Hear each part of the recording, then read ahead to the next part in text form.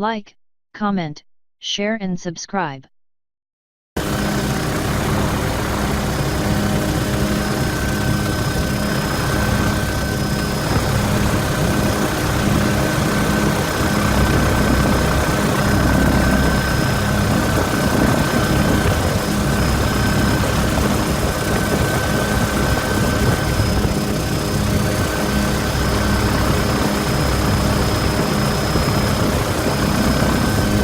The eruption of Hawaii volcano Kilauea is the most terrifying in decades, and these breathtaking aerial pictures show rivers of lava creeping and bubbling up through Hawaii's wooded areas and public roads.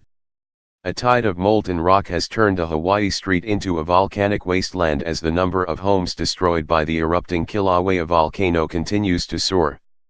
The destructive fury of the erupting volcano was unleashed on the Big Island's Leilani estates, with the number of homes destroyed leaping to 82.